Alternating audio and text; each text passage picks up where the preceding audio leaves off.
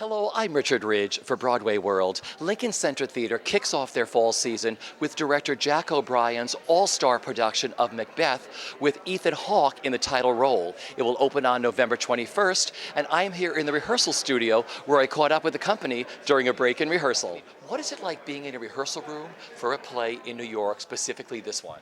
It's hard to put into words. I'm so thrilled not only to be back on stage, but to be back on stage with such an amazing, talented cast and under the very astute tutelage of our captain Jack O'Brien, who knows not only Shakespeare but Macbeth in and out, backwards and forwards. So we're in very capable hands.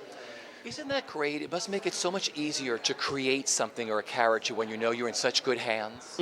Absolutely, and Jack is very, he's, at least these first couple weeks of rehearsal, it feels a lot like being at the conservatory. He's encouraging us to take risks, to fail, and to not feel like we have to come in with a fixed performance with all of our choices made. He's made it very clear to us that he feels like his job is to help us find all of that, and he wants us to find it all in the language, which I think is very important in Shakespeare. Embellishing it by acting around and in between the lines can get you into a little bit of trouble. If you can make the play move forward in its rhythm, with the language that you're provided, I think those are usually the best productions of Shakespeare. So we hope to be that. Talk about working in the rehearsal room again with this cast and working with director Jack O'Brien. Well, a lot of things are similar because it's Jack, but a lot of things are different because it's a much bigger cast, 28 people. And the Nance was much more intimate in a lot of ways, just on a daily basis even. Whereas this, you go between, sometimes there's 20 people on stage and then sometimes you get down to just 2 people. So it's been really cool to see how Jack navigates that because it's a whole different side of him I haven't seen. And also, he's one of the best Shakespeare people around. He ran the Old Globe for so many years, and it's incredible to see him work in this capacity. It's like things I had never seen him do before. So it's very exciting. Talk about the role that you play. I play Malcolm, the son of Duncan, and the heir to the Scottish throne, but Macbeth murders my father at the very beginning. Not a big spoiler, it's fine. And then I flee the country, but I am essentially the one who needs to come back and put it back in rightful hands. So it's very exciting. Did you study Shakespeare in school? I did it in college, but really the best thing I did the Shakespeare lab at the Public last summer, and it was just an incredible experience. Some of the best teachers and a lot of really good guidance and great mentors. How excited are you gentlemen to be working on this play with Jack O'Brien in this rehearsal room? On a scale of 1 to 10, I'd say 10 or 12. 11, 13, 14. 13 is a good number for this play. Yes, it is. 9. I agree. So how did it all come together for you 3 gentlemen to play the witches? Was it Jack's idea? How did this all happen? Yeah. Jack's idea. Yeah. Okay. Yeah. So when you first found out that you're all going to be working together, talk about creating these witches together amongst the 3 of you. Well, we're still figuring it out. Okay. Yes. I don't think any of us really knew. And that's one of the things that Jack said. We'll figure it out together. Yeah. So we're all clawing around and making fools of ourselves. And having a grand time. Yeah, it's a lot of fun. Talk about the role that you play and what you love about this piece. Well, it's a very good Shakespeare part, and I love it, of course, now at my advanced age. It's so short, very effective, and only 3 scenes, and 2, 4, and 6. So I'm out of here. You can watch the rest. Exactly. Tell me what it's been like working on this in the rehearsal room.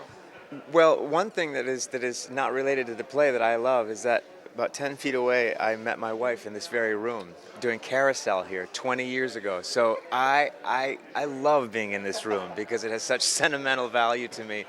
And of course, being back in this place, that production was such a huge experience for me in terms of my professional career, and I met incredible friends doing that show. So that is the first part of the answer. The second part is more immediate in that every day, I'm working with the likes of Jack O'Brien and John Glover and Byron Jennings and Emery Duff and Ethan Hawke on Macbeth by Shakespeare. So that is a feast, to say the least, and it just makes me so happy to be doing that. What role are you playing? I play Banquo, And for those who may or may not remember the play, Banquo is a general in the war. He's on equal footing with Ethan Hawke's character, Macbeth, and they see the three sisters, the three weird sisters, the witches, on the heath, and they're given a vision of their future. And you see Macbeth take one road, and Banquo kind of holds on to his own sense of morality and sense of self. I think this is my interpretation, and doesn't take that road of murder and mayhem and complete lust for ambition. So I think that's the function of the character I serve as a contrast to what Macbeth decides to do. I feel completely thrilled to be a part of this. I worked at Lincoln Center before in Coast of Utopia with Jack. And I never thought I'd be able to do it again, with the same sort of design team and Jack, and being in a wonderful company doing a great play. I feel like, I feel like I've been struck by lightning twice. Good lightning, but, I keep pinching myself. So I would. Talk about the role that you play and what you love about her. It's interesting. You see very little of her, but she means a great deal in the context of the play. So I feel a great sense of responsibility, because she definitely is there for a very specific purpose. And it's like this little slice of something else that brings people back into some kind of normalcy. And they're like, normal life, huh? And then, whoa. Bam, it's gone. And I think that's shit gets real. Oops, sorry. Stuff gets real. It gets to the point where now he's crossed over. We all pinch ourselves daily. I mean, this is certainly the A-team, there's no question about it. And everyone is really excited about it. And everyone is bringing their game face to it. And I think they're charmingly intimidated by each other, which makes it pretty good, too. They're all at the top of their game. They're all at the top of their game, and they're enjoying it enormously. So, well, let's talk about working with Ethan Hawke again and what that's been like for you and what you love about him. Well, first of all, this is our third major experience. Henry IV, the Hotspur, and then, of course, Coast of Utopia. 10 years ago, around the time we were doing Henry IV, he called me up one night and said that he'd been offered an off-Broadway production of Macbeth, and what did I think about it? And I said, well, I don't think it's a young man's play. It's not an old man's play, but there's no hurry. But who's doing it? And he couldn't really remember. And I said, okay, well, look, there are a few things you should think about. There are a couple things that you should know, which is that there are hidden problems. There are things that you should be solved before you begin. There are aspects that the director should understand, and we talked about them for a while, and at the end I said, have I answered your question? And he said, you've answered the major question, which is I'm not going to do this play if you don't direct it. And it's taken us 10 years. And then Andre, God bless him in Lincoln Center, popped up this summer and said, would you care to open the Beaumont this fall? And I thought, oh, I think so. Do you have an idea? I might. Is there a star involved? Yeah. And away we went. I do know the play very well. My husband recently did a production in London, so I sort of lived with the play for the first few months of the year. It's just kind of extraordinary to be bookending the year with the same play, This is what's great about this production is it's so very different to that production. So we have a completely different world, and that's great. So it means I don't feel there's any residue of that. So that's fabulous. I think she's an extraordinary individual. I mean, the great thing about this production is that our starting point with their relationship is that they love each other desperately. They love the bones of each other. And if that's what informs every decision that they make, then there's a residue of love, which means that the audience, we hope, will invest it with something, will care about them and perhaps empathize and be astonished that they do, will be more shocked or try to understand more, or all of those things. So that's what we're hoping for. Is a strange thing that happens whenever like a fairy grants a dream come true, is that there's a huge amount of responsibility that comes with it. There's 1 second you're elated, and then the next second you realize, oh, now I have to do it. What happens when you get what you want. Ever since I did Henry IV here with Jack 10 years ago, and it was a career-altering moment for me. I've spent, because of that experience, for the last 10 years, really dedicated a huge part of my life to the theater.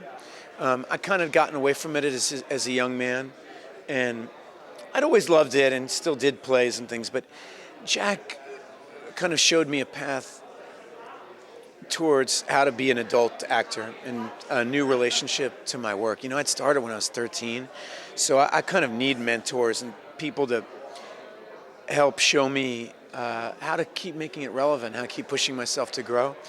So the idea that he would offer me one of the great roles and that I would get to do it with him directing, because the weight I'm carrying, if you're doing this in some little theater with somebody who's directed 2 Shakespeare plays and happens to think Macbeth is wonderful, you're carrying about 150 pounds. I'm carrying about 20 pounds.